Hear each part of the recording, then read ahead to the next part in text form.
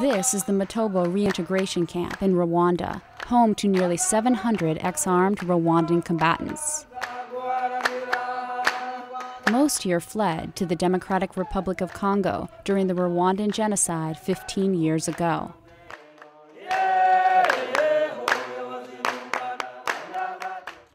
Some were escaping war crimes. Others followed family members. Once reaching the DRC, they were quickly embroiled in a civil war that still rages on today. But last February, more than 400 former FDLR combatants were brought to this camp in Rwanda after a coordinated military effort between Rwanda and the Democratic Republic of Congo called Umoja Wetu.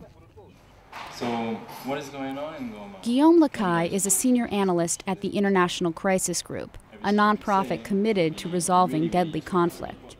He explains why we have reached a turning point that, if played right, could greatly impact the future of the two nations.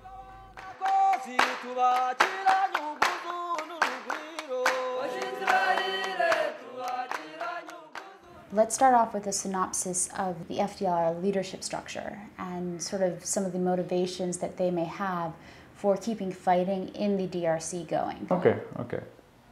Well, basically, the FDLR is composed of 6,000 to 7,000 combatants, and they have a leadership. They have a political leadership. Some of these leaders are in Europe or in America, the United States, or in Canada. You have political leaders that are who are also in the field, and you have military commanders. So you have like three different layers for the FDLR. The political leaders at the top, military commanders, and then you have probably between 75 or 80% of FDLR combatants. The FDLR combatants, most of them, have been there for a long time, and they have been told that if they go back to Rwanda, they are going to disappear in Rwandan jails. And so these people actually are fighting, but provided that you offer them a choice, there is definitely a possibility of getting them back.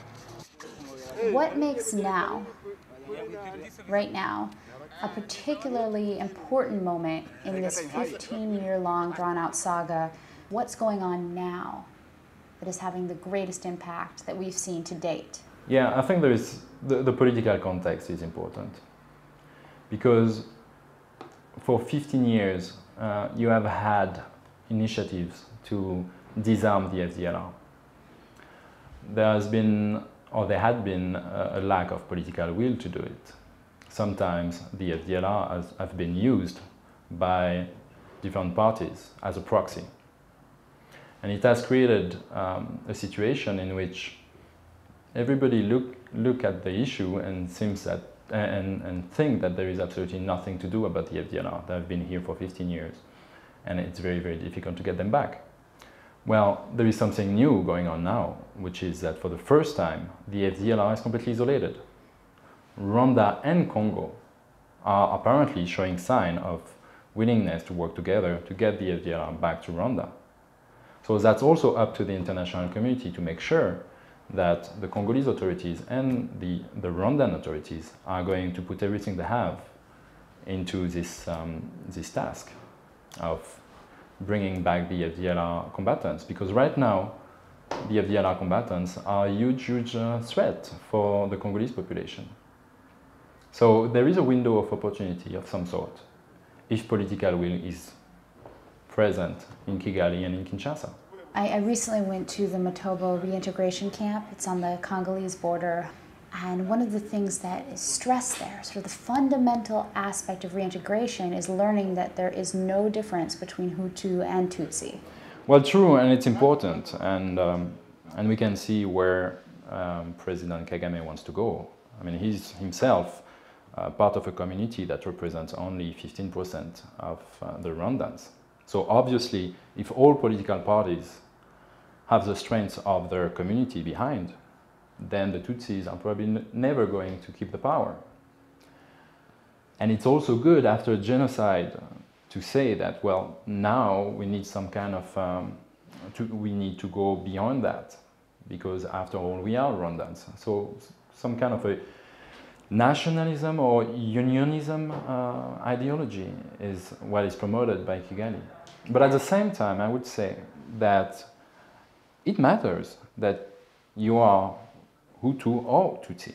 I mean, there are some differences and there are some intercommunal problems between communities or among communities.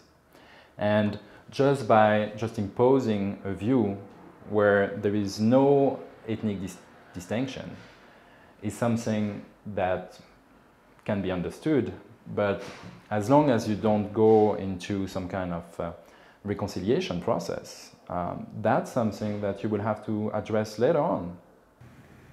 It really makes me wonder, what are some of the challenges for this group of people who were brought to the reintegration camps by force? By force is probably not the good term. Okay, well then how would you frame it? When you use military operation, basically you put pressure on the organization and you try to disorganize it. And with that, what you get in return is FDLR combatants who are using this opportunity to actually surrender. So it's not like you take prisoners and then you put them in a truck and you bring them back to Rwanda. It's much more that you have day after day, because of this military pressure, people who use this disorganization of the structure of the FDLR to desert. A lot of these combatants are rather young, and some of them were actually under 16 during the genocide, so they have nothing to fear from legal action back in Rwanda. But a lot of them have known the law of the gun for all their life. And it's true that trying to reintegrate them into Rwanda is going to be a challenge for Rwanda. And you have to take in account the fact that the living conditions in the bush in Congo are very, very difficult. And there is a lot of violence, there is a lot of human rights violations.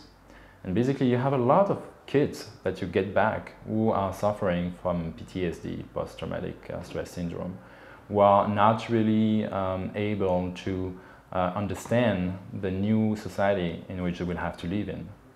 So it's a long process, and Rwanda needs to put a lot of effort. And some of it is being done, but it's true that they are facing a huge problem with all these young guys.